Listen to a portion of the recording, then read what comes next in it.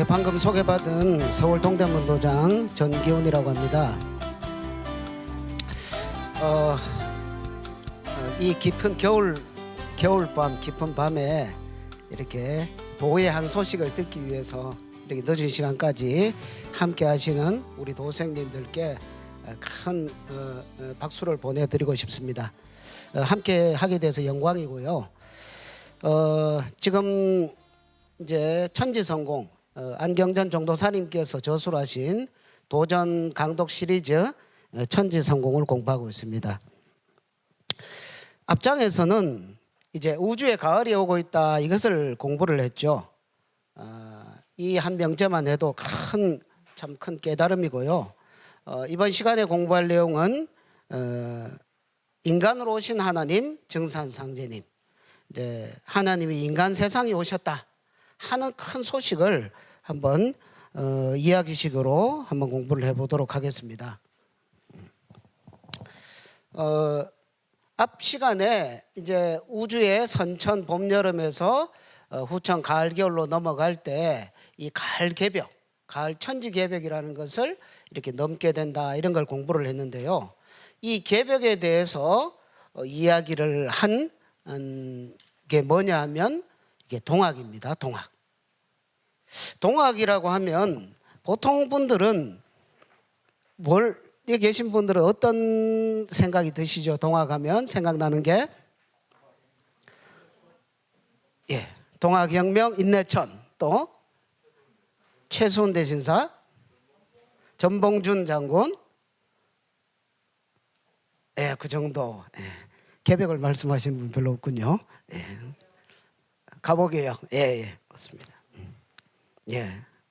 보통 이제 동학에 대해서 여쭤보면 방금 말씀하신 그런 단어들을 떠올리면서 서학에 대비해서 동학을 나왔다 이런 정도.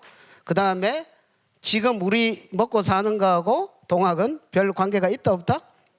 없는 것 같다 이렇게 생각을 하고 사는 사람들이 많은 것 같습니다.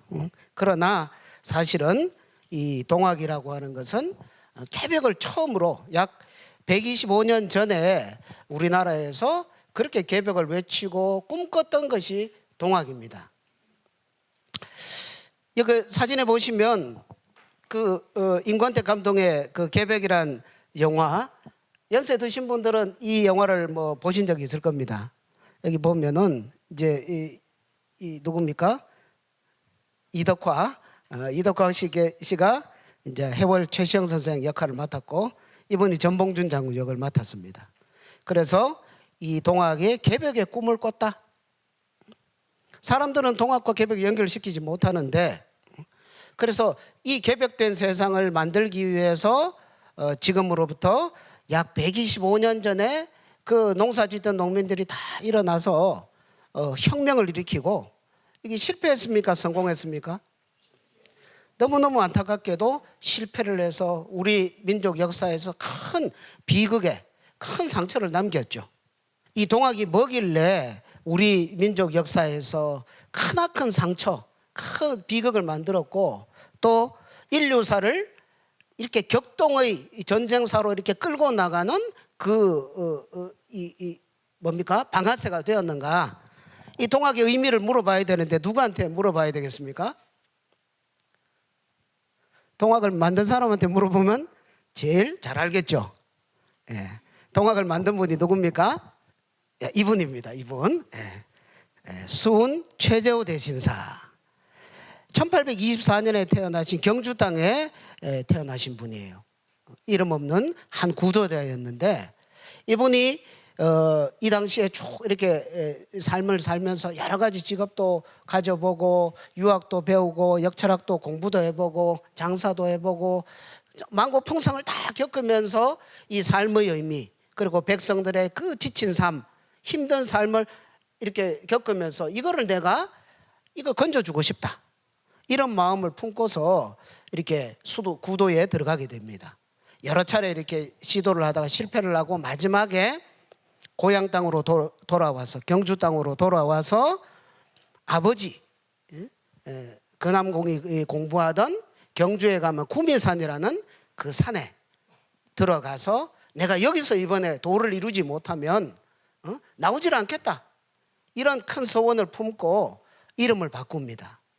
최순 선생이 원래 성함이 최자 복자 술자였죠. 최복술 이렇게 됐는데 이름을 제자 우자로 바꿉니다. 건질 제자, 어리석을 우자. 우매한 백성들을 내가 다 건지겠다. 내가 이렇게 수도를 하고 도를 닦는 것이 무슨 내가 뭐 도통해서 잘 되기 위한 것이 아니라 이 우매하고 불쌍한 백성들을 오직 건지기 위해서 내가 반드시 득도를 하고 말겠다. 이런 마음을 품고 여기 구미산 용담정에 들어가서 이렇게 도를 닦은 거거든요. 그런 마음을 가지고 했기 때문에 1860년에 큰 사건이, 인류 문명사를 바꾸는 큰 사건이 일어났습니다. 우리는 그것을 이른바 천상문답 사건이라고 합니다. 천상문답 사건. 하늘 천상에 계시는 어떤 분과 문답을 한 하늘의 그 가장 높은 어른과 문답을 한 사건이 1860년 4월 5일 날 이렇게 벌어진 거죠.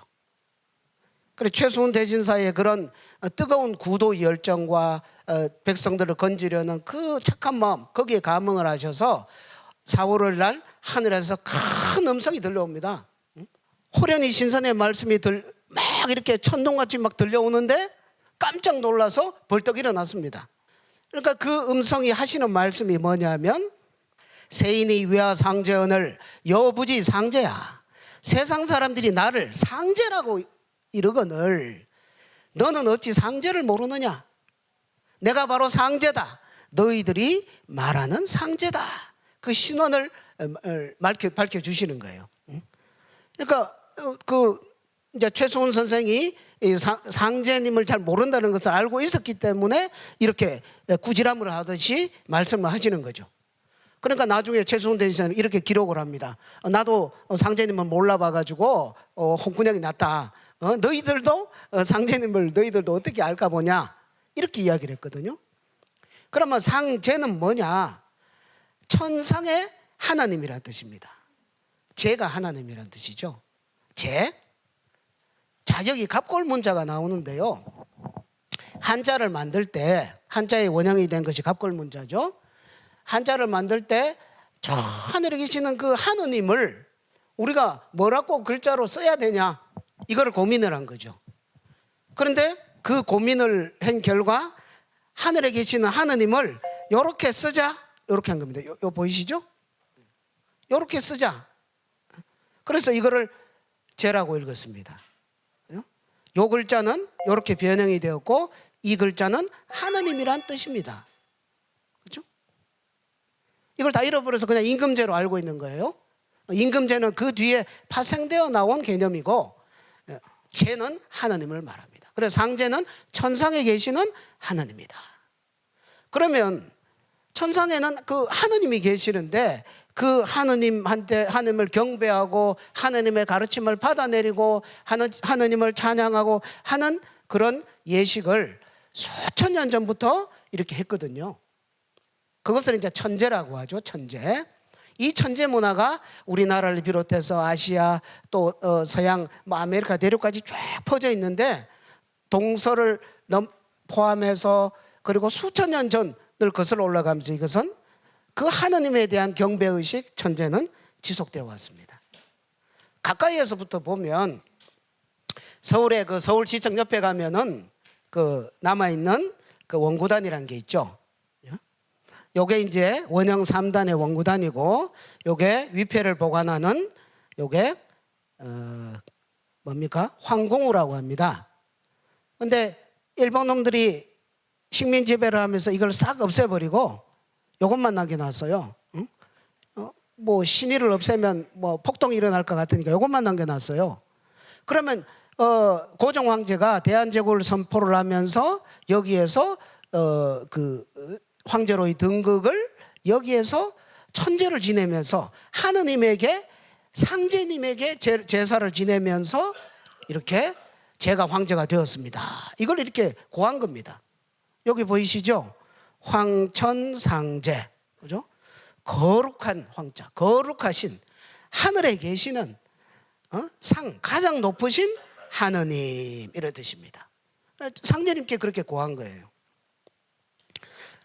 자, 북경에 가면은 중국에서도 역시 이거와 똑같이 이런 원형 3단의 제단을 쌓아놓고 등극을 하면 그런 것을 천재를 지내면서 구했거든요.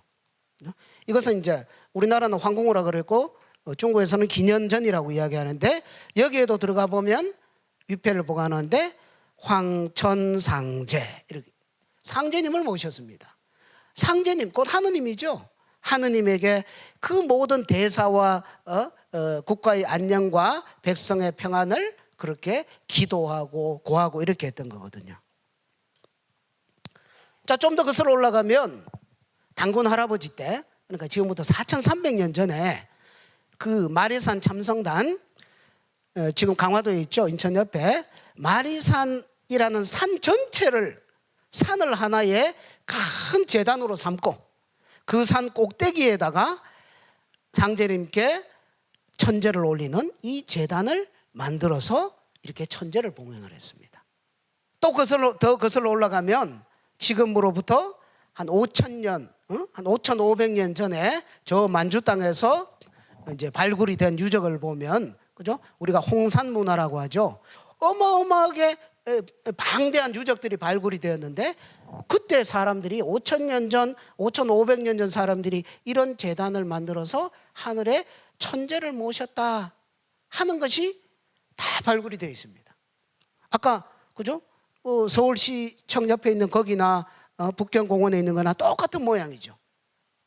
이런 그 어떤 문화의 정신이 수천 년을 거슬러 가면서 그 유전자가 쭉 이어져서 지금까지 이어지고 있는 겁니다. 하느님을 받드는 그런 예법이. 자, 그래서 이것을 천원지방이다. 왜 이렇게 제단을 이렇게 둥글게 합니까? 둥글게 하면은 이렇게 뭐 제물 차리기도 좀 불편할 텐데, 그래서 이것은 이제 하늘과 땅, 하늘은 그 덕성이 원만하고, 그 다음에 땅은 그 덕성이 방정하기 때문에 그 덕성을 그대로 이렇게 받드는 의미에서 하늘에 제사 지낼 때는 둥근 제단, 땅에 제사 지낼 때는 네모 반듯한 제단으로 이렇게 천제를 모셨던 것이죠. 그래서 하늘을 아버지로 땅을 어머니로 이렇게 모시는 이런 천제 문화, 하늘에 계신 상제님께, 하느님께 모시는 천제 문화가 우리가 어떤 뭐 종교를 믿고 어떤 사상을 갖고 이런과 관계없이 인류는 전 세계적으로 이런 문화를 수천 년에 걸쳐서 내려온 그 원상제님이 계시다는 것이죠. 그런데 지금 이거를 다 잃어버린 겁니다. 이것을 최수훈 선생한테 상제님께서 나타나셔가지고 너는 어찌 상제를 모르느냐, 상제를 모르느냐, 공부하는 자로서. 그 상제님께서 이 최수훈 대지사한테 수아 주문하야 교인 위하라 이걸 말씀하셨어요. 수 받아라, 아주문 나의 주문을 받아서 교인 사람들을 가르쳐라. 위아 나를 위하여, 나를 위하여 네가 대신 가르쳐라. 이거를 너한테 시키려고 내가 지금 나타났다, 이걸 말씀하신 거예요. 자, 동학이 도대체 뭐냐 하는 문제가 여기서 나오는 겁니다. 그러면은 주문을 내가 너한테 줄 테니까, 내가 이 인류의 역사를 바꾸는 어떤 메시지를 이 주문에 담아서 줄 테니까 이걸 가지고서 세상 사람들의 정신을 열어주고 길을 안내해주고 그들을 이끌어주고 이렇게 하면 너도 잘 되도록 해주겠다. 나를 대신해서 심부름을 해라. 이거를 이야기한 거죠. 주문이라는 것은 말주자, 요게 이제 입구자의 옆에 있는 오른쪽에 있는 것이 클 황자입니다. 클 황자. 그러니까 대우주의 큰 기운을 내가 입으로 어떤 소리를 내므로써, 어떤 의미가 함축되어 있는 소리를 내므로써 대우주의 대자연의 큰 기운을 받아들여서 빨아들여서 그와 하나가 된다, 이런 의미를 갖고 있는 거죠. 대자연과 대우주와 하나가 되는 것이 뭐냐 하면 수행의 목적입니다. 모든 수행의 목적. 원래 수행 문화의 원형은 이렇게 주문을 읽음으로써 대자연과 내가 동기화가 돼서 내 자신을 잃어버리고 대자연과 하나가 되는 세계로 들어가는 것을, 그게 수행의 원형입니다. 그래서 이런 그 여러 가지 참선, 기도니 뭐 단전호흡이니 명상이니 이런 것이 있지만, 그 이전에 수행을 하는 그 모든 그 원형은 바로 주문을 읽는 거거든요. 그래서 상제님께서 수화주문, 그죠? 내 주문을 이제 받아라. 그 전에 있던 주문들은 간접적인 주문이고, 인류 역사는 이제 나의 주문으로 직접 내가 친정을 한다. 이거를 이제 선포를 하시는 거죠. 자, 그렇게 해서 이제 시천주를 이렇게 주시는 거죠. 자, 시천주 조화정, 영세볼망만사지, 지기금지 원이대가, 이걸 내려주셨어요. 이걸 주시고 이걸로 세상 사람들을 가르쳐라. 이것을 끊임없이 읽으면서 인류의 역사를, 문화를, 대세를 바꾸어 나간다. 이것을 읽으면서 인간이 대우주와 하나가 되는 그 수행의 궁극자리로 들어간다. 그러면 시천주는 천주님을 모신다는 거죠. 천주님을 모신다. 그리고 조화를 정한다. 앞 시간에서도 앞으로 다가오는 가을 세상의 조화 문명의 이런 모습들을 약간 이렇게 소개를 받으셨죠.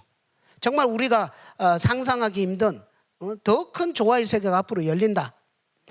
그래서 그 은혜를 영세토록 잊지 못한다.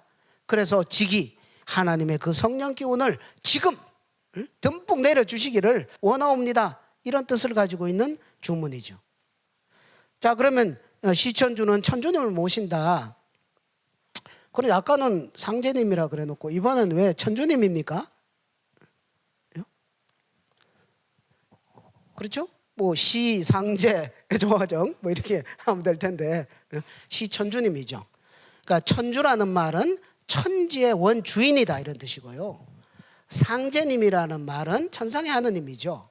그러니까 상제님이라는 호칭은 천지의 원주인이신 천주님을 인간들이 이렇게 받들어서 모시는 공식적인 직함이 상제님입니다.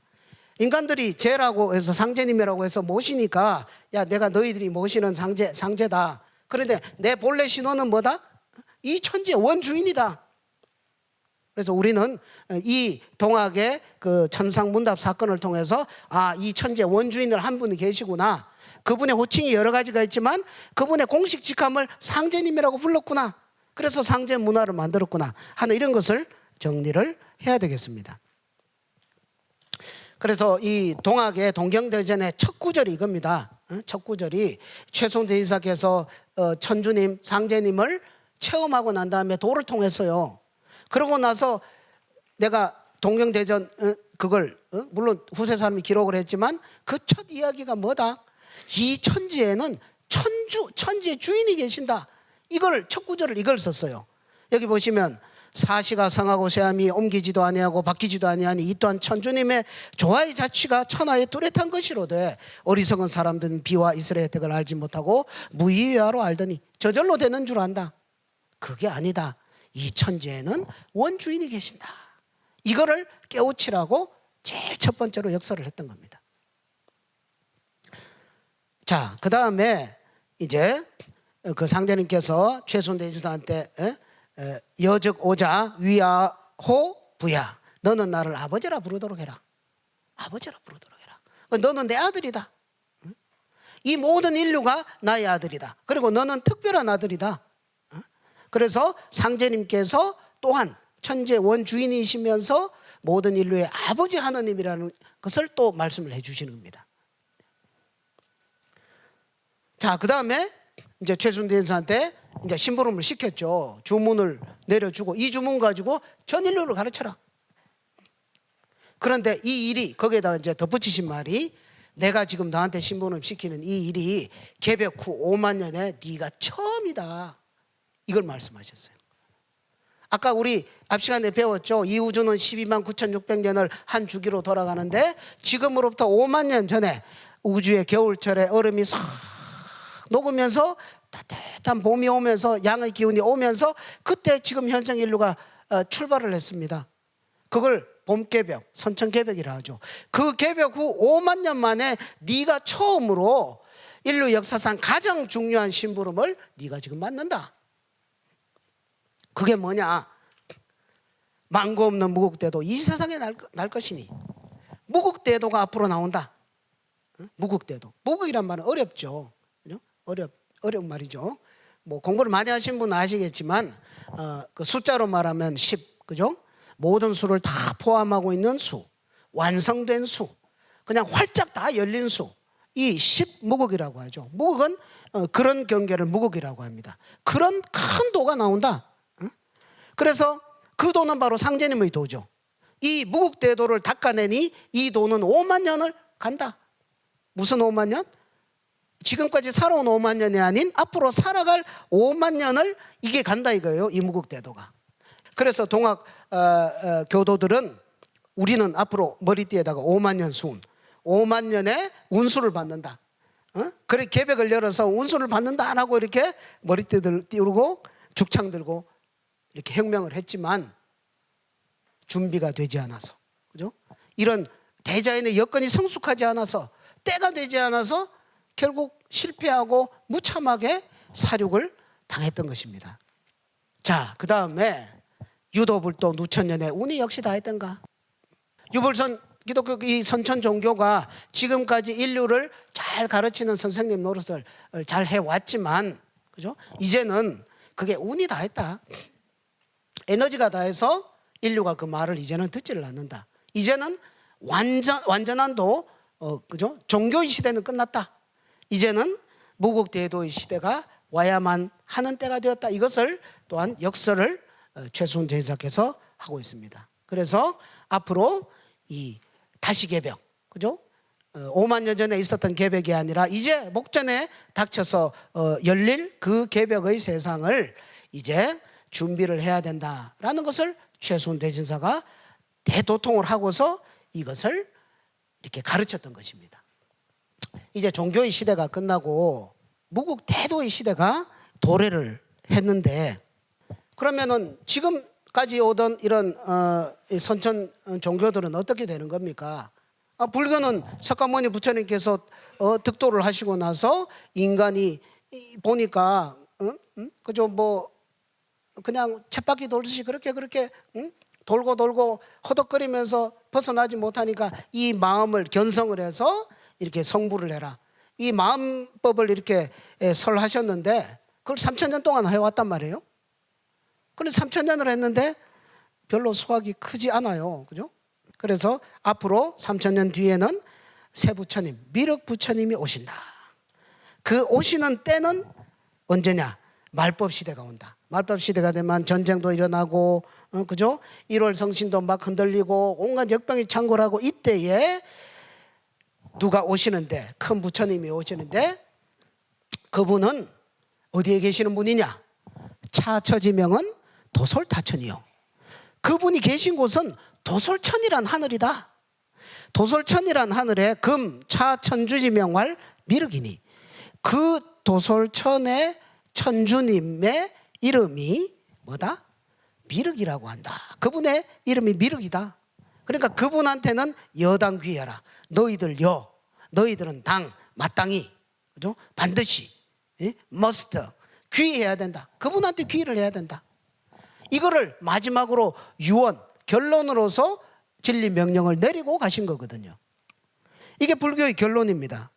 그래서 석가모니 부처님의 아들 라울라와 여기 나오는 가섭, 그죠? 그 이외의 핵심 수제자들한테 너희들은, 그죠? 역, 불응, 반, 열반이요, 요, 수, 미륵, 출현, 세간하라.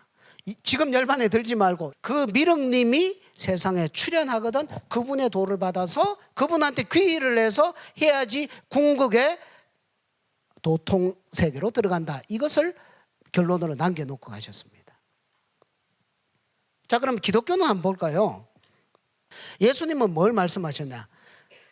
자, 내가 스스로 온 것이 아니로다. 나를 보내신 이는 참이시니 너희는 그를 알지 못하나 나는 아노니 이는 내가 그에게서 났고 그가 나를 보내셨음이라. 나를 보내신 아버지께서, 아버지가 나를 보내셨다는 거예요. 나의 말할 것과 이룰 것을 친히 명령하여 주셨으니 내가 너희들한테 가르치는 그 모든 것들은 아버지가 내한테 시킨 것 그대로 내한테 너희들한테 지금 가르친다. 이걸 이야기하고 계세요. 그 다음에 십자가에 못 박혀 돌아가실 때 아버지시여 만일 할 만하거든 이 잔을 내게서 지나가게 하옵소서. 그러나 나의 원대로 하지 마옵시고 아버지 뜻대로 하옵소서. 얼마나 아버지와 아들 사이에 이 간곡합니까? 내가 아버지에게로서 나와서 세상에 왔고 다시 세상을 떠나서 어디로 간다? 아버지께로 간다. 이 하늘에는 아버지가 계신다. 그죠? 아까 뭡니까? 승훈아 너는 나를 아버지라 불러라. 너는 나의 아들이다. 우리 모든 인간이 하느님의 아들, 상제님의 아들이라는 것을 말씀을 해주신 거죠. 예수님도 그 성스러운 아들, 성자로서 아버지를 그렇게 이야기를 했어요. 나더러 주여 주여 하는 자마다 천국에 가는 것이 아니요 오직 아버지의 뜻대로 행하는 자라야 천국에 들어가리라. 예수님의 가르침은 오직 아버지였어요. 그런데 그 아버지께서 앞으로 오신다. 자, 나는 알파요 오메가요 시작과 끝이라. 이제도 있고 전에도 있고 장차 올 자요. Who is come? Who is to come? Who is coming? 장차 올 자다. 그분은 그 사도 요한이 천상에 올라가서 보니까 크고 흰 보좌와 그 위에 앉으신 이를 보니 큰 흰색으로 된 의자가 있어요. 의자. 으리으리한 의자가 있는데 거기에 아버지 하나님이 딱 이렇게 앉아 계시더라. 그 전까지는 아버지 하나님이 뭐 눈이 달렸는지 코가 달렸는지 몰랐어요. 그냥 뭐 연기와 같이 구름과 같이 그냥 계시겠지 했는데 사도 요한이 가 보니까 아버지는 코도 있고 눈도 있고 그죠? 팔도 있고 다리도 있고 엉덩이도 있고 엉덩이가 있으니까 의자에 앉으셨죠. 그죠? 흰 보좌에 딱 이렇게 앉아서 그분을 직접 보고 그분 앞에서 새 하늘과 새 땅이 열리는 이런 그거를 보고서 그거를 증거를 한 거죠. 예전에 하늘과 땅이 없어지고 새 하늘과 새 땅이 열리고 그죠? 바다도 더 이상 있지 않더라. 그분이 하시는 말씀이 보라 내가 만물을 새롭게 하노라. 이게 뭡니까? 새롭게 한다가 뭐예요? 개벽이죠. 개벽. 내가 모든 만물을 개벽시킨다. 새롭게 개벽시킨다. 그래서 기독교의 결론은 바로 이 아버지 하나님의 실체와 그 아버지 하나님이 오시는 것을 인식을 하는 것이 이게 기독교의 결론이라는 겁니다. 이게 대구 개성고등학교 정원에 가면 이게 서 있습니다. 여호와를 경외하며 지식의 근본이니라. 이걸 갖다 한자로 써보니까 그죠? 인, 외, 상제, 지, 본 이래 놨죠. 그죠? 신약 성서가 처음 번역될 때 그 뭡니까? 상제의 자 예수 그리스도 이렇게 쭉쭉쭉 나가죠. 지금도 이렇게 해서 성경이 나오면 그죠? 얼마나 좋겠습니까? 자, 다음은 유교의 결론 한번 보겠습니다. 유교는 뭐 내세 사상이 없다 이런 이야기를 하지만 유교도 이 하느님이죠. 하느님을 엄연히 인식을 하고 있었습니다. 그죠? 통치자 하느님, 쟤는 우주 창조 원리인 리를 맡아서 다스리는 분이다. 그죠? 그래서 유가에 사서오경이 있습니다만 그중에 시경을 보면 그 뭡니까? 상제님을 찬양하는 시가 많이 나와요. 그 다음에 서경은 역사책이죠. 서경에 보면 상제님께 천제를 올리는 역사 기록들이 부지기수로 나옵니다. 그 다음에 주역을 보면 상제님의 뜻이 이 인간 역사 속에 펼쳐지는 그 섭리를 주역에서는 많이 이야기를 하고 있어요. 그래서 유가에도 엄연하게 이런 상제 문화가 그 뿌리에서부터 살아 숨쉬고 있거든요. 그래서 이렇게 태산 옥황전 여기 가서 이제 황제들이 이걸 했죠. 자, 유교도 마찬가지예요. 유교도 공자님이 그 전부터 내려온 것들을 싹 정리를 해서 그걸 가지고서 이런 많은 사람들을 가르치고 이끌고 깨달음을 주고 했습니다. 그 공자님으로부터 많은 그걸 은혜를 받았어요. 그런데 이게 이제 운이 나 있단 말이에요. 운이. 그래서 그러면 유교의 결론이 뭐냐? 뭐 유교 안 먹히는데 어떡합니까? 그럼 더 큰 도가 나와야 되는데 공자님은 이 사서오경제 주역을 이렇게 가주권이 3번 떨어질 동안 정말 깨달음을 얻을 정도로 공부를 해가지고 거기 해설서 계사전에다가 뭘 적어놨냐? 앞으로 출호진 앞으로 제가 출연을 하시는데 어디서? 진방에서 출연을 하신다. 제는 뭡니까? 하느님이죠. 그죠? 제. 하느님이 진방. 진방은 동방을 의미하죠. 동방. 동방에서 서양, 그죠? 서방이 아니라 동방에서 하나님이 앞으로 오신다. 이거를 이야기해 놓은 겁니다. 공자님이 또 주역 계사전에 보면 앞으로 이게 1년이 365와 4분의 1로 돌다가 360일로 바뀐다. 이런 이야기도 나와 있어요. 그런 것들을 사람들이 그냥 흘려버려서 그런 거지, 본론만 보려고 이제 결론을 보면 명확하게 나옵니다. 자, 동방에 오는데, 동방 땅으로 오시는데 좀 더 구체적으로 알 수 없습니까? 성언호간. 말씀이 완성이 된다. 이 말씀을 이제 우리가 로고스라 그러죠. 말씀으로 창조를 한다 하는데, 그 창조의 말씀이 완성되는 것은 간방에서 이루어진다. 간방. 간방은 뭐냐면 동방 중에서도 어디? 동북방. 그죠? 동북방을 간방이라고 합니다. 그래서 뭐 종만물 심한물자 막성호간이다. 간방이다. 그러면 간방이 도대체 어디입니까? 바로 여기가 한반도가 간방입니다. 한반도가. 뭐 일본은 선방, 미국은 뭐 태방, 뭐 이렇게 하는 것처럼 한반도가 간방이거든요. 그러니까 이 한반도 땅에 앞으로 제가 상제님이 하나님이 오신다는 것이 유교의 결론입니다. 이런 소식들은 정말 간결하지만 충격적인 사실입니다. 도교는 어때요?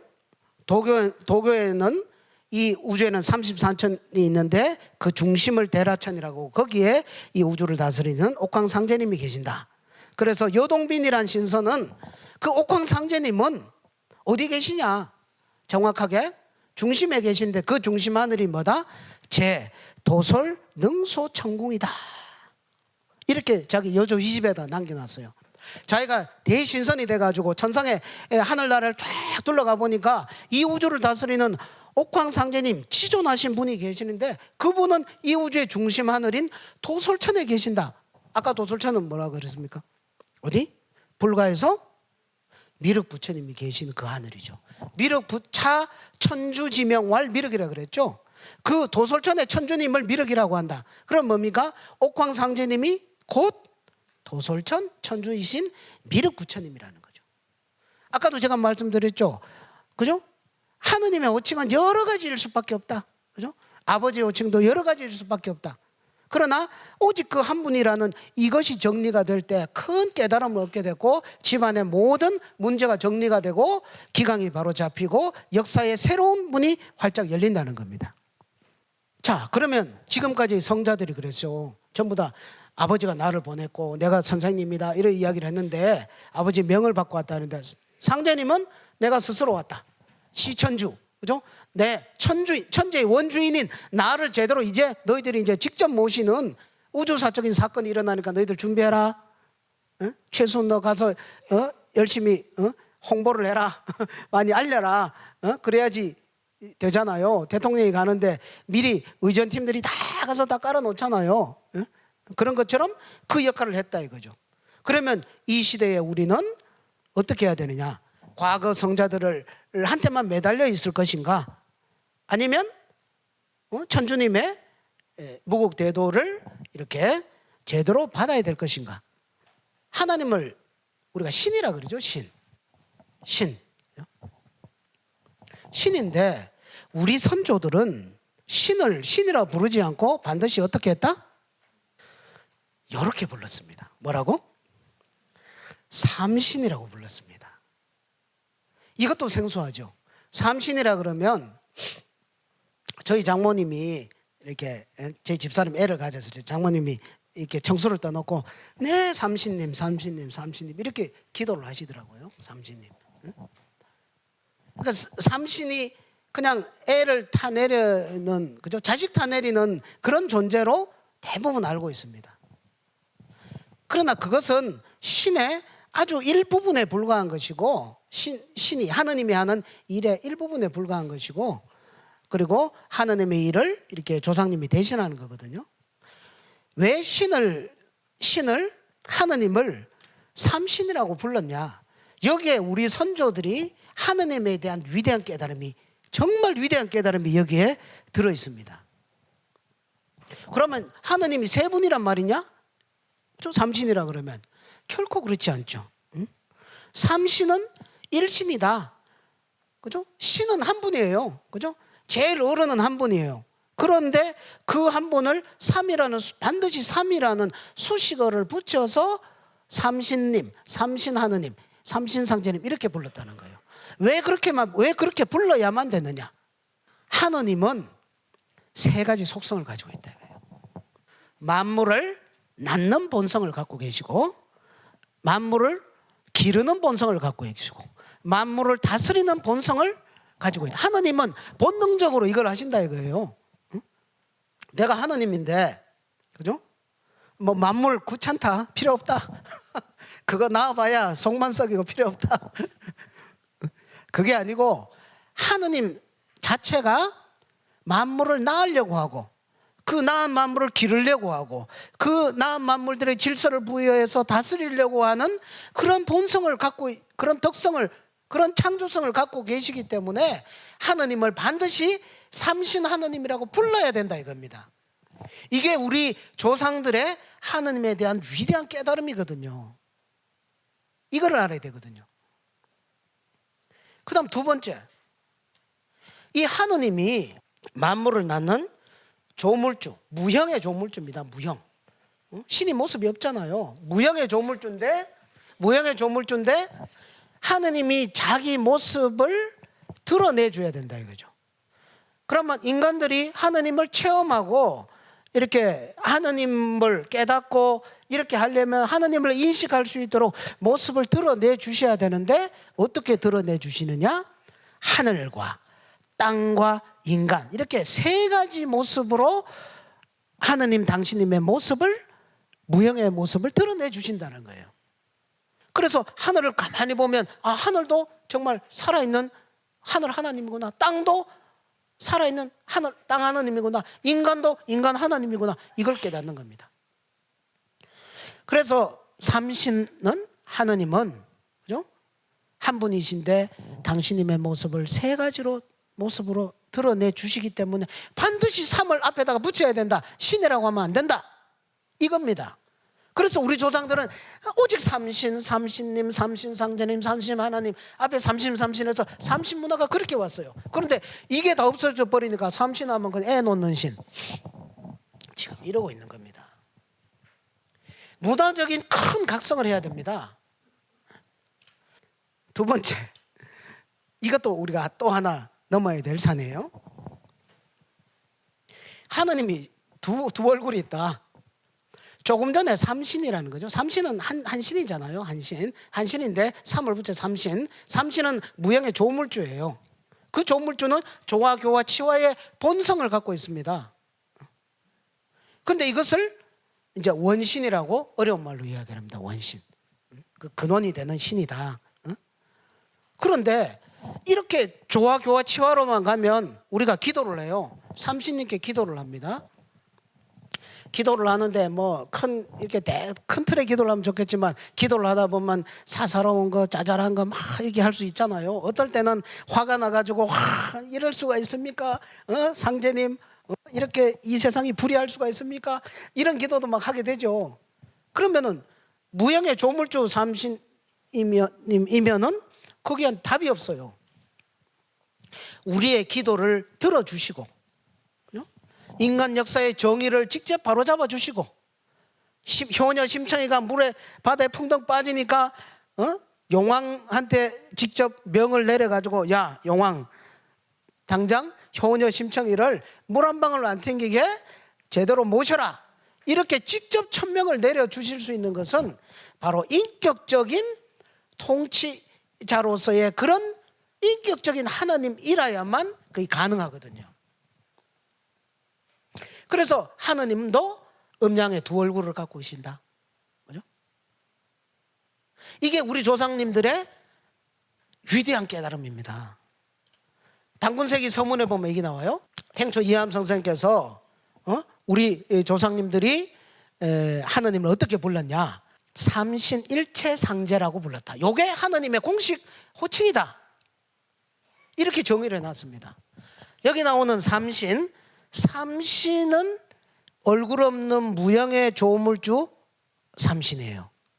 그런데 이 삼신과 완전히 일체가 돼가지고 손바닥의 앞면과 뒷면과 같이 일체가 되어 있는 인격적인 하나님이 바로 삼신일체 상전입니다. 이게 하나님의 정식 호칭이다. 그러니까 하나님에 대해서 얼마나 정밀하게 알았습니까? 삼신은 무형의 원신, 상제님은 유형의 인격적인 통치자 하나님. 이게 신의 존재 모습이다. 일신, 하나님은 한 분 하나님이다. 그런데 곧 삼신이다. 반드시 삼을 붙여서 하나님이라고 한다. 그 다음에 삼신은 곧 즉 일상제, 한 번 인격적인 상제입니다. 인격적인 상제입니다. 통치자다. 천재 원주인은 그냥 계신 거예요. 그죠? 계시다가 그분이 인간 역사에 오시는 사건이 우리 세대에, 우리가 인식한 요 세대에 터진 겁니다. 동학이라는 사건을 통해서 동학이 그 예고를 한 거죠. 그러면 이제 그것이 이제 어떻게 이렇게 내려오는 그 과정을 한번 이야기해 보도록 하겠습니다. 지금부터 1200년 전에 통일신라 시대 때 진표라는 스님이 계셨어요. 어린 시절에 여차여차해서 이렇게 출가를 해가지고 전라도 김제군 금산면 금산사에 가서 출가를 했어요. 부모님 허락을 받아가지고 거기를 또 가니까 이제 숭제법사라는 은사 스님이 계신데 그분이 머리를 깎아주면서 이제 하시는 말씀이 진표야, 너는 석가모니 부처님께서 앞으로 미래에 큰 부처님이 오신다고 그거를 결론으로 말씀하셨으니까 진표, 너는 여러 불보살들이 있지만 앞으로 오시는 진짜 큰 부처님, 미륵 부처님한테 직접 도를 받아라. 그걸 서원을 세우고 그걸 기도를 해라. 이렇게 공부 방향을 정해 주셨어요. 그러니까 진표 스님이 머리 깎고 와서 예, 내가 정말 제대로 한 3년을 기약을 하고 그죠? 죽기 살기로 한번 해야 되겠다. 아까 최소원 대인사께서 경주 용담동에 들어가듯이 변산에 가면은 부사의 방장이라는 그 깎아지는 절벽이 있는데 이 절벽에서 옛날부터 구도자들이 돌을 닦았나 봐요. 거기 가면은 까딱하면 떨어져 죽으니까 부사의 생각을 할 수 없는, 딴 생각을 하지 못하는, 딴 생각하면 떨어져 죽으니까 그런 방장 조그만한 그런 공간이 있다. 거기를 밧줄을 타고 내려가서 찐사를 메고 와서 거기서 미륵 부처님의 도를 받게 해주십시오. 그 기도를 3년을 했습니다. 했는데 아무런 수기가 안 내려요. 어떤 영험이 없어요. 신령스러운 계시가 없어요. 그래서 이제 그 절망을 해가지고 내가 성근이 약해서 이 근기가 약해서 이 생에는 내가 도를 못 이루는구나 하면서 다음 생에 가야지 하면서 절망해가지고 그 뛰내렸죠. 딱 뛰내렸는데 와 가는데 갑자기 푸른 옷을 입은 동자신이 나타나 딱 들어가서 위에 갖다 얹어놓고 갔죠. 그러니까 이제 거기서 이제 정신을 차리고 나서 이 진표 스님이 거기서 크게 용기를 얻습니다. 3년 동안 아무 그죠? 바람만 불고 비 오고 눈만 내리고 얼마나 외롭겠어요. 그런데 자기가 죽으려고 그러니까 탁 나타났잖아요. 야, 천지에서 나를 다 보고 있구나. 진표을석해서 여기서 21일 다시 작정을 했어요. 그래서 이번에는 어떻게 합니까? 망신참법. 돌로 자기 몸을 막 찧으면서 내가 이 생과 전생에서 지은 모든 죄업을 다 이렇게 씻어내버리라 하면서 막 자기 몸을 두드리면서 옛날에 잘못한 거 3일 지나니까 몸 팔다리 다 떨어져 나가죠. 그러면 이제 지장보살이 나타나셔가지고 그걸 간호를 해주고 또 회복이 되고 그러면 또 하고 또 하고 마침내 21일 그걸 마치게 됩니다. 그때 도솔천에 계시던 미륵 부처님께서 도솔천 백성들을 딱 이끌고 이 변산 부사의 방장 여기로 내려오셔가지고 이 말을 이렇게 쓰다듬어 주시면서 참으로는 대장부로다.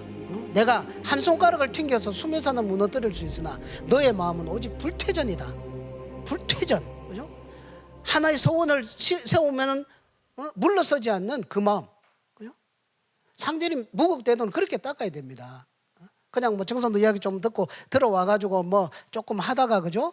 뭐 좀 힘들 집에 무슨 일 있으면은 좀 뭐 볼 보고 올게요. 뭐 그죠? 온갖 핑계를 대면 이건 돌을 닦는 게 아니거든요. 너의 마음은 불태전이로다. 거기에서 이제 진표 스님한테 대도통을 열어주십니다. 진표 스님이 드디어 평생을 소원을 이뤘죠. 원각 대도통을 하고 나는 미륵 부처님만 직접 도통을 받았으니까 오죽한 도통이겠어요. 미래, 과거, 현재, 미래 환하게 다 보이는 거예요. 그러니까 이 우주의 전체 틀이 다 보이고 앞으로 미륵 부처님이 오셔가지고 이 문명을 추수하시는 이 모든 것들이 다 보이는 거예요. 그래서 거기에서 큰 이제 소원을 말씀을 드리죠.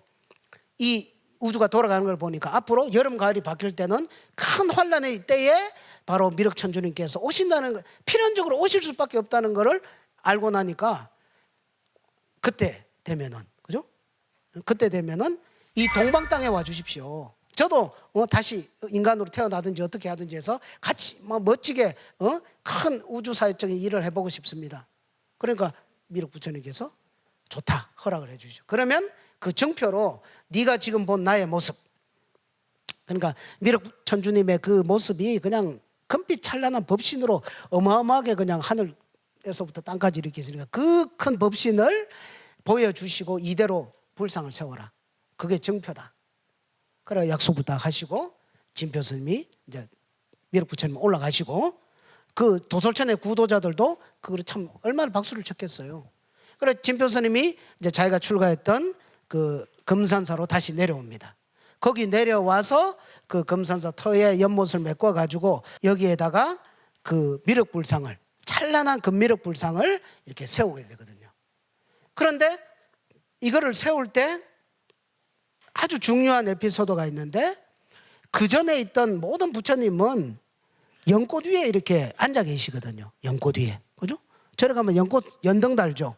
초파일날. 전부 연꽃이에요. 불교 문화가. 왜?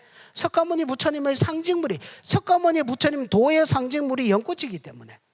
자기 수제자한테 도를 전해줄 때도 연꽃을 딱 들고 미소를 싹 씌우니까 자기 수제자가 싹 미소를 짓더라 이거죠. 염화 미소다 이러면서 그걸 전해주잖아요. 전부 연꽃이에요. 그런데 이 미륵 부처님 상을 세울 때 그 밑에다가 처음에 연꽃 모양의 좌대를 세우니까 그게 자고 나면 날아가 있고 하거든요. 그래서 진표율사께서 다시 이렇게 기도를 하니까 미륵 천주님께서 야, 그거 말고 시루를 걸어라. 시루. 아주 생소한 시루. 떡지는 시루. 쇠로 만든 떡지는 시루를 거기다 걸고 그 위에다가 불상을 조성하라. 이렇게 답을 해주시는 거예요. 앞으로 나의 도의 상징물은 내가 앞으로 천여 년 후에 인간 세상으로 내려가서 펼칠 도의 상징물은 시루다. 연꽃이 아니다. 그죠? 연꽃으로 아름답게 만들고 인간의 마음을 밝혀줄 수는 있지만 미성숙한 인간의 마음을 완전히 성숙시켜서 완성시키지는 못한다. 그러나 나는 그 일을 하기 때문에 나의 도는 시루의 도다. 상제님께서 직접 나의 도는 시루의 도다. 이것을 말씀을 하시고 그 역사적인 그 증거물로서 이렇게 남겨주셨기 때문에 오직 정산도라고 해야만 하는 것입니다. 자, 그렇게 해서 약속을 했어요. 그죠? 앞으로 미륵 천주님께서 오실 땅, 오실 곳, 금산사. 그렇게 이제 세월이 흘렀습니다. 한 800년이 흘렀어요. 800년이 흐르니까 세상이 엄청나게 많이 바뀌었습니다. 세상이 뭐 발달도 많이 하고요. 막 기계 문명도 막 발달하고 이랬어요. 그런데 이때 이제 마테오 리치 신부님이라는 인물이 이렇게 등장을 합니다. 예수의 선교사 조직에 계신 분이에요. 이분이 이제 교육을 받고서 이제 주님의 그런 종이 되겠다 해서 동방으로 선교를 옵니다. 처음에 인도를 왔어요. 인도를 거쳐서 중국으로 왔어요. 거기 와서 평생을 선교를 하다가 중국 땅에 묻히셨어요. 이분의 묘가 북경에 있습니다. 그런데 이분은 진표 스님 이후에 그 사건 이후에 800여 년이 지난 사건이 서양에서 일어난 거거든요. 그 세상은 많이 바뀌었습니다. 너무너무 많이 바뀌었죠. 그런데 이분은 인류 역사상 기억력의 최고 천재예요. 태상 전도사님께서는 마토리치 신부는 예수 문화권에서 나온 사람이지만 예수님보다 더 훌륭한 사람이다, 이렇게 평가를 해주셨습니다. 전도사님께서는 마토리치 신부님은 이 우주의 십자가를 그으신 분이다, 이렇게 평가를 해주셨습니다. 이분은 뭐가 특이하냐면 동양에 선교를 하러 오면서 어떤 생각을 품었냐면은 이 지상에다가 천국을 건설하려고 꿈을 꾸신 분입니다. 이 세상을 천국 문명을 만들기 위해서 서양의 발달된 과학기술 문명을 막 이렇게 옮겨오고, 그 다음에 동양에는 수많은 이런 뭡니까 정신 문화유산들이 있잖아요, 그죠? 뭐 유교, 불교, 뭐 도교, 뭐 이런 많은 이런 것들을 전부 번역을 해가지고 이분이 기억력의 천재입니다. 그리고 이분이 한 가장 큰 게 뭐냐면 내 모국에서 모시던 그 하느님이 화언, 중국말로는 상제님이다. 그분이 그분이다. 이거를 천주시리에다가 천벌에다 자기의 깨달음을 이렇게 적어서 이거를 배포를 한 거예요. 그러면 그 전에 리치 신부님 이전에는 서양 하나님 따로 동양 하나님 따로 했어요. 리치 신부님에 의해서 어떻게 됩니까? 동양에서 모시는 그 하나님이나 서양에서 온 하나님이나, 그죠?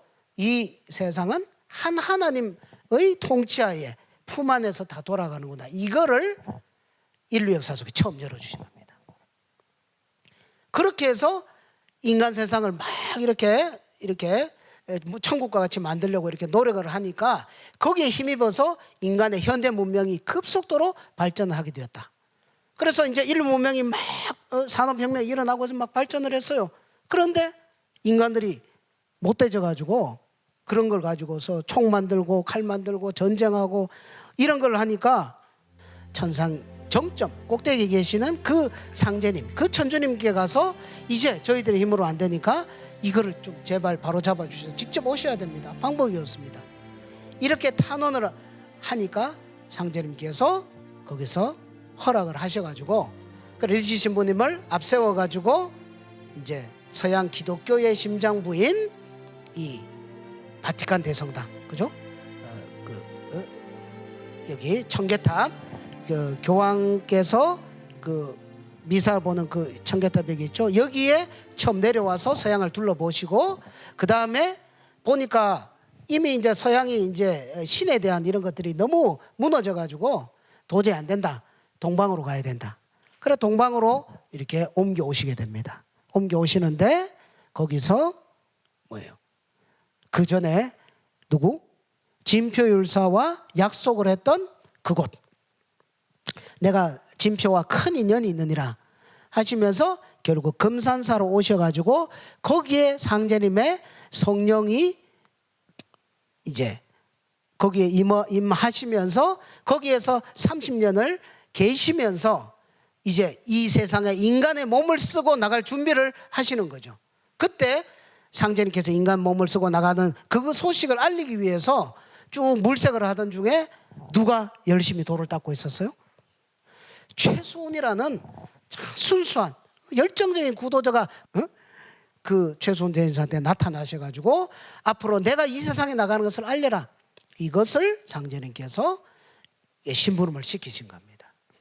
그리고 이제 최수훈 대인사께서 1860년에 그렇게 그 명을 받고 득도를 하고 이렇게 동학을 창도를 하니까 사람들이 막 몰려들었죠.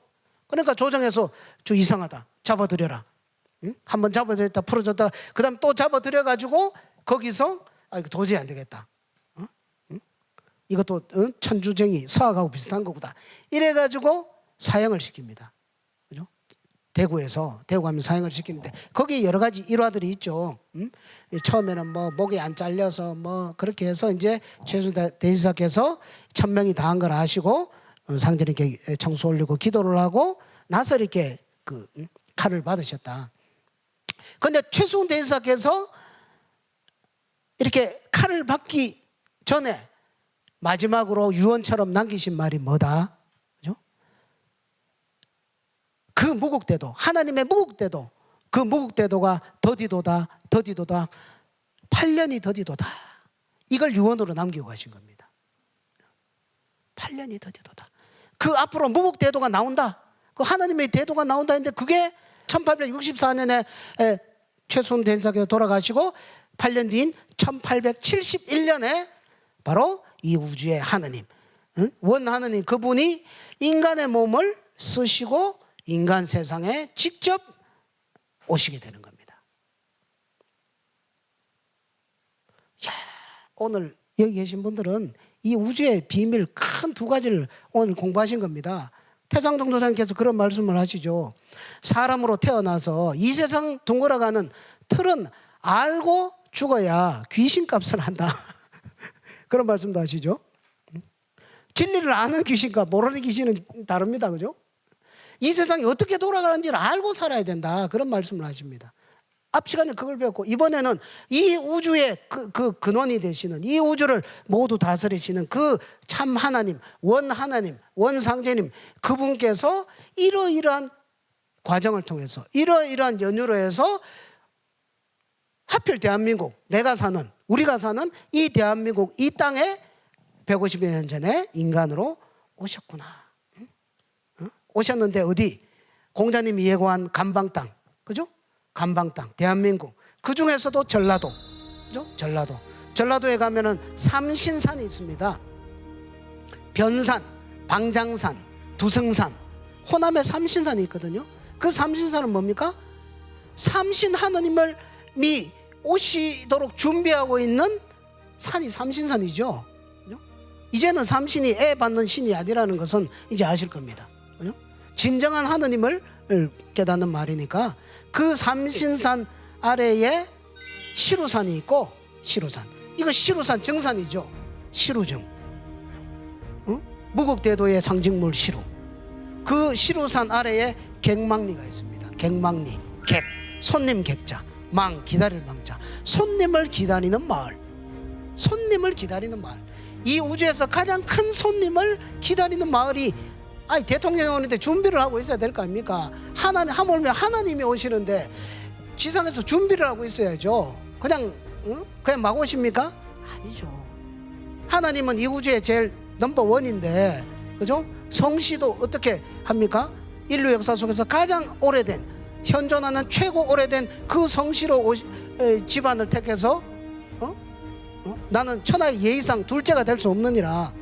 대통령 모시는데 그 의전 예법이 있잖아요. 그래서 강씨성을 가진 순박한 그 부부에게 이렇게 상제님의 성령이 이렇게 잉태를 해가지고 10석 동안 그 성모님의 뱃속에서 해서 상제님이, 그래서 인간으로 태어나셔서 아기 상제님으로부터 시작을 해서 힘든 속에서 망고의 그런 것들을 다 이렇게 체험을 하시고, 그리고 성수 24세 되시던 그때의 동학혁명이 일어나거든요.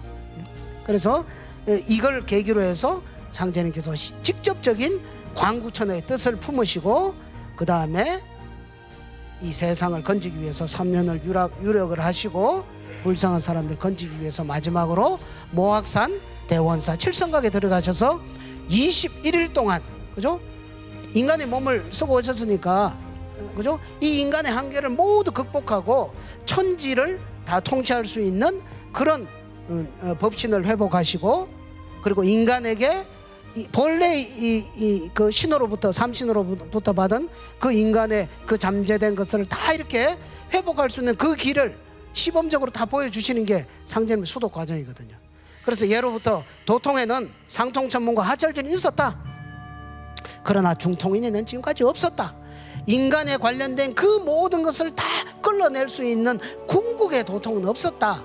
내가 그것을 시범적으로 내가 이번에 중통인을 이렇게 통하였노라. 이때 모든 것이 나로부터 다시 시작되느니라.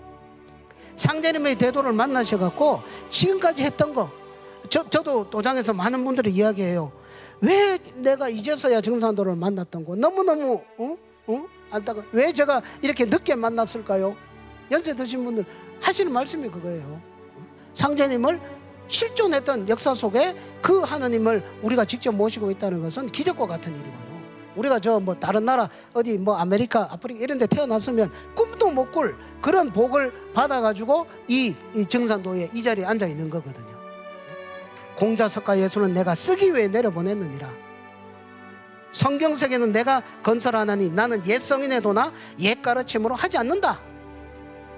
내가 3개 대권을 주제해서 하늘과 땅과 인간 이 3개 대권을 주제해서 조화로서 조화정 천지를 개벽하고 불로장생의 그 후천 성경을 내가 건설하려고 한다. 그래서 상제님께서 오셔서 시천주주를 예고편으로 해서 오셔가지고는 태울주를 주셨습니다. 이런 내용들이 전부 도전에 나옵니다. 도전. 그래서 이 무국대도의 도담에 깨치려면 도전을 부지런히 읽으셔야 돼요. 도전 읽으니까 종도사님 말씀도 이해가 되고 진리 공부가 팍팍 진행이 되고 내가 뭘 해야 되는지, 그리고 상제님의 나와 상제님이 직접 이렇게 대화를 하는 이런 도의세계로 확 들어가는 거거든요. 여러분 도생님들, 무국대도 정산도를 늦게 만난 것이 너무도 안쓰럽다. 이 이야기를 제가 여러 번 자주 듣습니다. 그래서 늦게 들어오신 만큼, 그래서 상제님께서는 막둥이 도수, 말복 도수를 또 선물로 주셨죠. 늦게 들어온 만큼 다른 도생님들보다 2배, 3배 더 적극적으로 하셔서 천지 열매를 따시고, 그죠?